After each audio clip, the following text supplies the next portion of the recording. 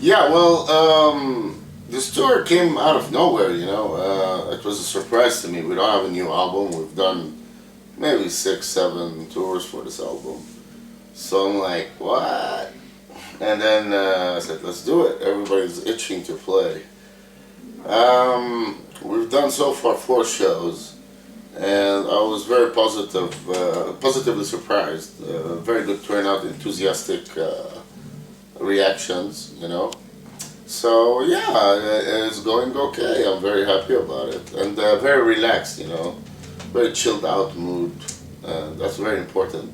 Not stressed or anything like that. It's a nice, comfortable package.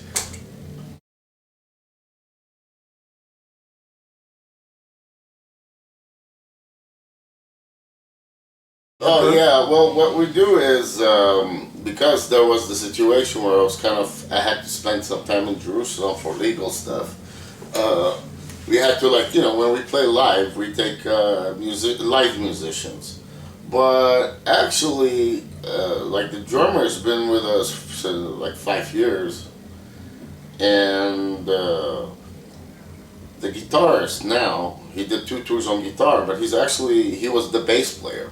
So, but as a bass player, you know, he was less happy because he's a guitar teacher actually, and he's like, I'd like to do the guitars, and that was the right decision because it got the band tighter. Like, he was good at guitars and stuff, and this is the first time because of that we always had friends filling in on bass. I have some friends, we just call them up. This time we said, you know, let's try to find a bass player, and he's a friend of our drummer.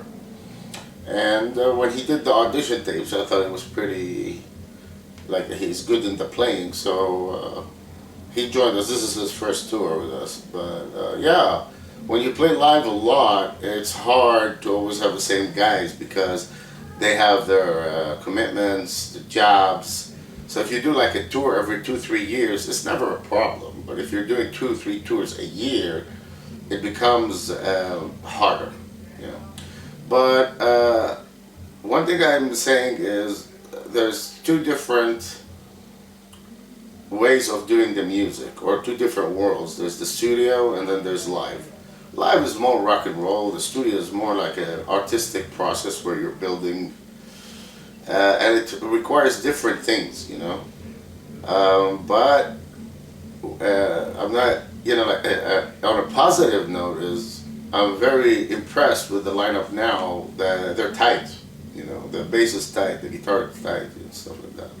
So yeah, um, it's one of the tightest we've been in a long time. Actually, it was a good decision the bassist to become guitar. Because, I mean, because he's a guitarist, to do the guitar, and then get a real good bass player playing to carry the band. You know, it's a dynamic thing. Yeah, I'm hearing it every night. I'm like, yeah, that's good. It's very good.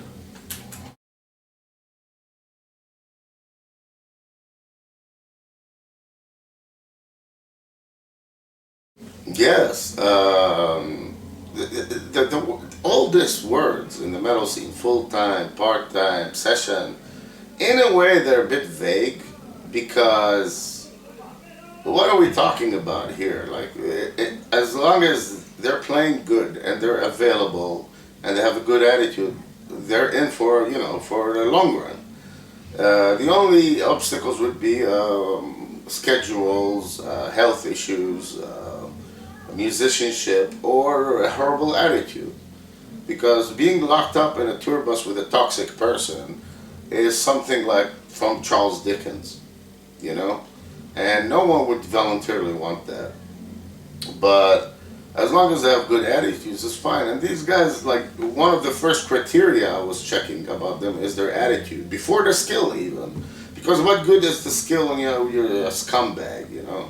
Scumbags are everywhere. Yeah, good people is a bit harder to find. Um, where I was telling the bass player, I'm like, because he's skilled on the bass, I'm like, I would definitely consider him to do bass lines on the album because he's skilled. Why get someone else? You know, there's no need. This is a bonus. Because some bass players are good enough for the tour. like to play the notes, but they don't know much about dynamics. And in the extreme metal, sometimes it's overlooked how important a bass line is. You know, things like that. So yeah, from my point, I have no objections to it. Most important is quality of the songs.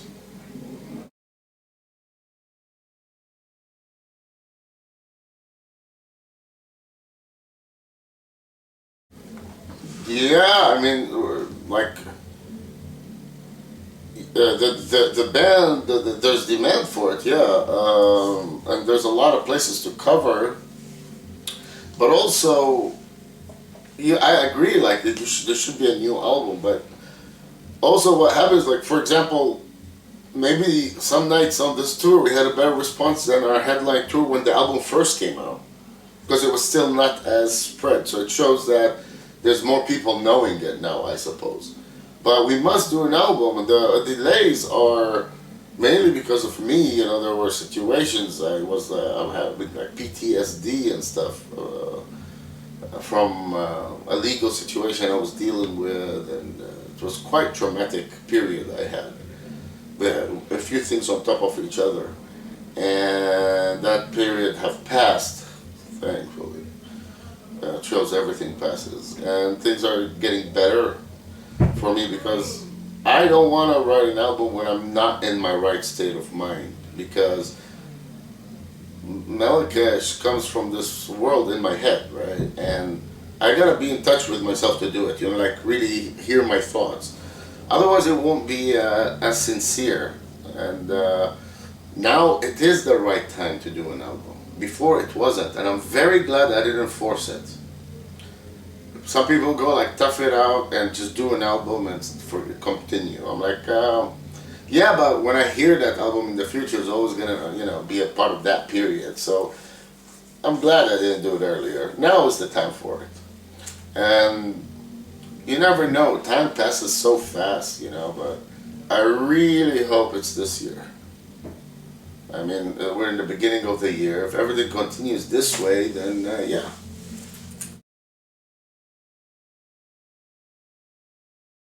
No, not pressure. No, they never pressure. They go do it whenever you're ready. But they ask you, you know, like updates when, and it's always nice if you have something positive to say. And yeah, kind of things. I was hoping to finish the album like a few months ago, but we ended up going to Mexico. Then I had a long vacation, and then so like suddenly I see like 2 3 months just passed, and I'm trying to have an emptier schedule this year, and we'll pick it up from there. I think once I have 3 songs on demo, I have songs enough for an album on the guitar, but you need to build it as a whole picture. Then I can say the 3 are made. I'm not gonna continue, you know, in the demos because they're like your safety net. You're listening, you're studying it from the outside. Then I can book a studio. So as soon as I finish a 3rd demo, maybe 4th, I'll book a studio, because then it'll give you an estimate and a deadline. So you need a little bit of the pressure. Everybody needs a little kick in the butt sometimes.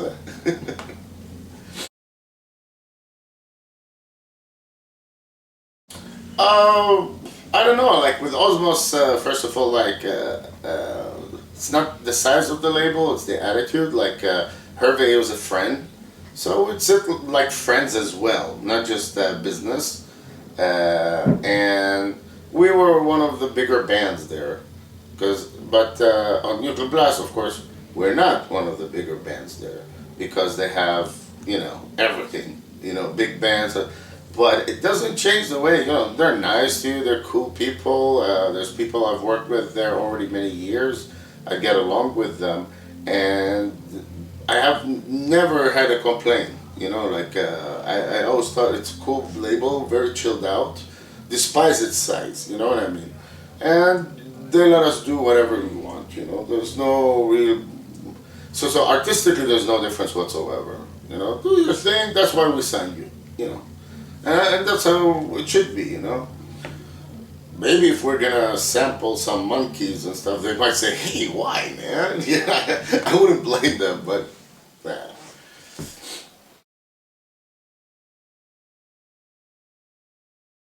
Not with me because there's no new album, so that's more process of an album. So I didn't see any difference for me personally. It's just know the people, we talk, but so I don't know how that impacts us. You know what I mean? Or how do they do promotion and stuff? So I can't comment on that because had there been an album now, you would compare. You know, but I have nothing to compare with. Maybe in a few months I could answer that and say if there's a difference or not. I wouldn't think there would be much difference because they'll just stay doing what they do, you know. It doesn't work like that. It really, if anything, it helps each other. It's synergy, not competition, or they call it product cannibalization in the marketing world. Ooh, fancy words. No, why? This is an album on Osmos and they keep releasing it. However, it was remastered, it just sounds better, and the cover, the artwork is better, but it's still the same album, you know. Some people who collect will buy it, some people who don't won't. But I promise you, no one will buy this and not buy Anki. You know, like, you probably have Anki and then you buy this. And if you bought this, you like it, you'll probably buy Anki. You know, so it's only synergy. So, no, not at all. It's just a reissue of an old album, but only remastered. Sounded the audio for me sounded a little bit better.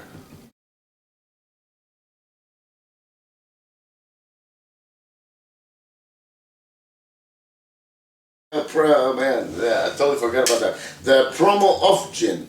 Yeah. Yeah, those are charming. Yeah, I'm very happy that I totally forgot. Seriously. Shit, that's embarrassing.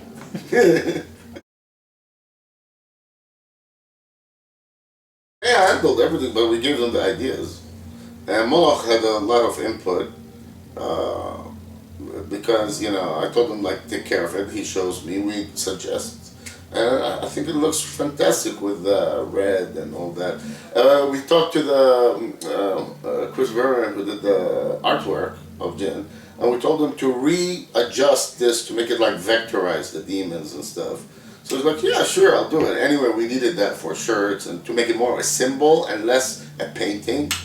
And yeah, well, we have in the back, inside in Arabic, written King of Fire, Jinn. Yeah, it says that. So it looks like something like holy or something, but actually it's saying King of Fire, Jinn, in calligraphy. Even the guy who's doing the calligraphy was like, what the hell am I writing here? So it's kind of very artistic input, yeah.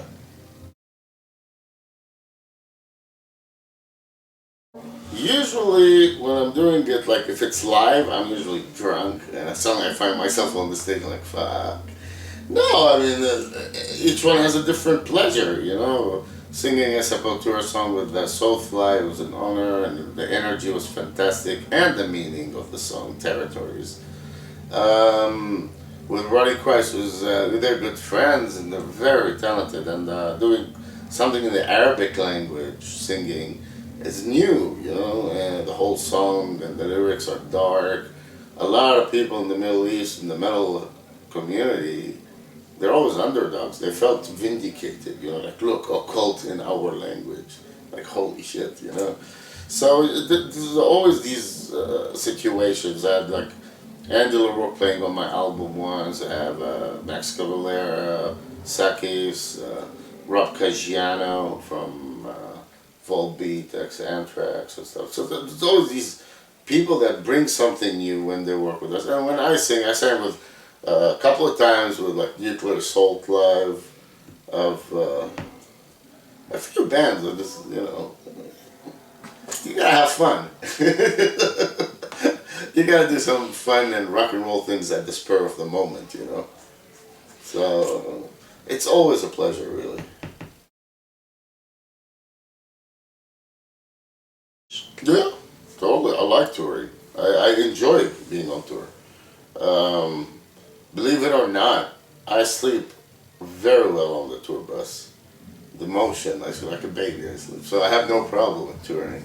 If it's organized and there's the right crew, I have no problem. Of course, sometimes, you know, you like to go back home and see the friends and the family, but they're not running away, hopefully. So, So I don't mind. I could stay like 200 days a year on tour, but will my buddy agree? I don't know. All my back pains, I have nerve damage in the hand. And if it lasts, yeah, that's why we take a lot of vitamins and minerals or whatever. And then we fuck it up at night and drink to this show. Very smart. Yeah. No, but if you do a very long tour, you have to moderate some stuff. You can't every night party because then you'll just be exhausted. If you do it once every few nights or at night, just a couple of glasses of wine, it's okay. I still fail till now, but it's the beginning of the tour. Every night I'm like, this, tonight, not drinking. So next thing you see is like, where's the booze, man? It's all finished. And the crew, they've toured with me so many times. I come to them always beginning of the tour. This tour, I'm not drinking. Like,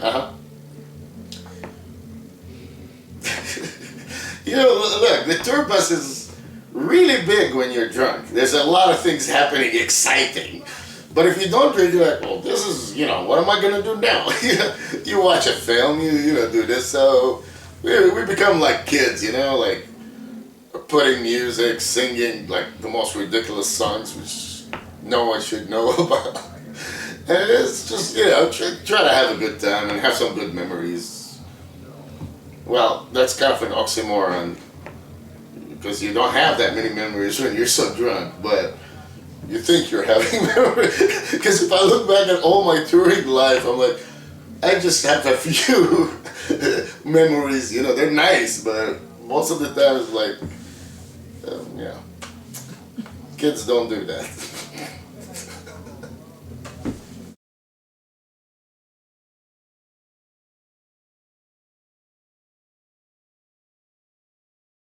No, that's the thing.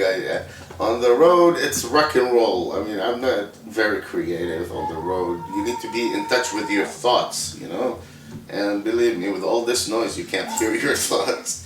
I have ADHD, and all this things happening around you doesn't make you settle to compose.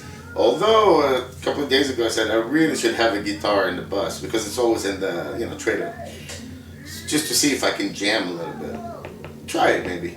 Maybe tonight I'll try it, Maybe you just motivate me to do it. Like take a guitar with a little sound thing and try to jam instead of having too much wine and whiskey and whatever there is.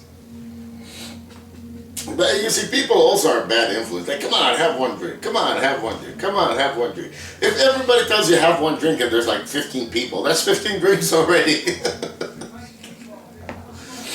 Yeah, c'est la vie, hein? And Maybe, but also it hurt the band. Many of the bands our age had a head start because of logistics, and they were in Europe already or in America, and their communities wanted them to go forward, not backward, So there was that. On the other hand, it gives you motivation. When you work hard for something, you become more motivated. It's not served on a silver platter. So it was a challenge. Yet, we come from one of the richest cultures. I mean, half the fucking metal bands have their names from things from our regions. Or their lyrics, or, So there must be a reason for that, So it's a two, and what I'm trying to say is give a balanced argument because it works both ways. So like if you were in a normal, nice, comfortable country, the good thing is it's easier to start and do this and stuff, and there's a lot of logistics. And the bad thing may be you might not have that advantage of being fascinated with your own surroundings, because everywhere you look, there's history around us. You go sit down and have a drink, and you like, there were people here, there was this here, a story there, So, I mean, like, out of my classroom window, there was the Valley of Gehenna. How evil that sounds, right? And it was just a garbage dump, but okay. So, now it's a place they do open air concerts, culturally, nice place, but I'm saying, so yeah, that helps, man. It's like, Yeah, I've been there. I've been there. I've been all the band names and lyrics they say. I'm like, I've been there, went there, yeah, saw that, had a picnic there. You know. So yeah, so everything has an advantage and disadvantage. There's no one complete answer, you know. But yeah, a lot of it helped and a lot of it hurt. You know, Melechesh doesn't even belong to a country. We'll never get an award from the National Association of some because we don't belong really to a country. We're just planet Earth, you know. So I'm not bitter about it. Actually, I like it. I think that's how the world should be. It's so small, it's fucking tiny, man. Uh, but so yeah, like I say, there's good and bad.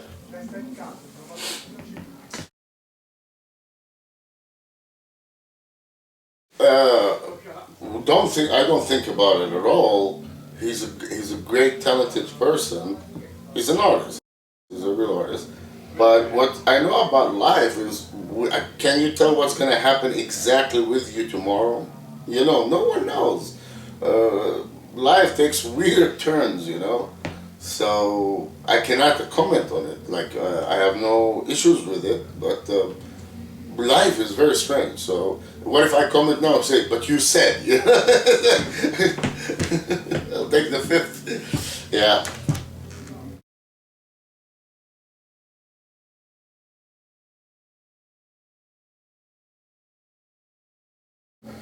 No. Listen, when there is something happening with metal for metal music, it's a good thing. You know, there's more outlets for you to play. There's more people traveling from far away to watch concerts. So I only see the positives in it, really. So if you do, let's say, three festivals, you get probably like one third of the metal scene sees you. You know, in a way. And then so yeah, no, I find it very positive. I hope it stays like that and more. You know, why not?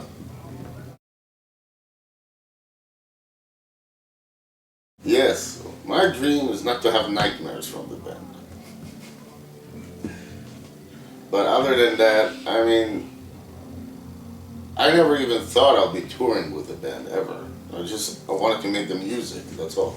So again, I never, you know, you never know what happens. My aim is just to continue making powerful music till I can't do it anymore.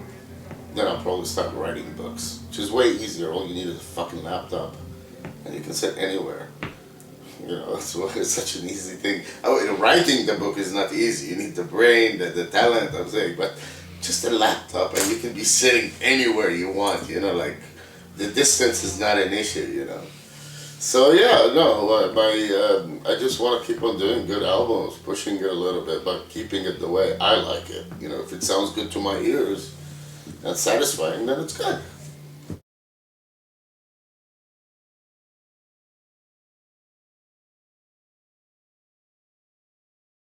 You know, there is that kind of pressure sometimes, yes. But like even like I'd like to skateboard again. I used to skateboard. I don't dare. I'm like if I fall, everybody's screwed over. Yeah, I'm screwed over. The guitar tech, the you know the tour, the club. It's so annoying, you know. So you try to minimize these kind of things. So from that point of view, I feel it. But on the other hand, there's other bands as well. So if we're gone, maybe there's going to be a gap in some a musical style, maybe, or but there's enough art and talent out there, you know. But if something is booked, you try to do your job as best as you can and think about others as well, you know. Because yeah, it's I don't know how to say it, like an infrastructure, you know, and so yeah, you better like man up and or woman up or person up. I don't know what to say anymore. Everybody's someone will always be angry. Human up, maybe that'll be offensive too. Hear person up and do the job as good as you can, even if you're tired or maybe you're sick, you know. Do it and just say, you know what? I'm not a hero for doing it. It's just good music, kick ass, feel it, there are really shitty jobs out there, and people who are way, way less fortunate. Sometimes these us metalheads, we think in such narcissistic point of view that, oh, oh, the world revolves around us. It doesn't. We are just bacteria.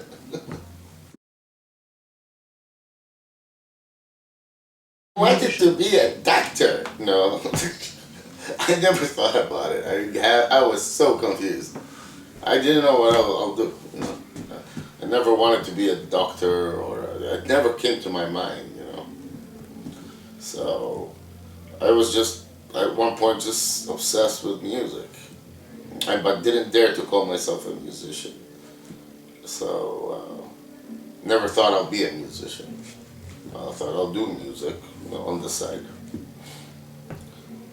Now I'd like to be a book writer and a chef, and keep doing music and learn some more traditional old instruments like sitar. I really want to learn that, but it has a lot of strings, and I'm too lazy to tune a lot of strings.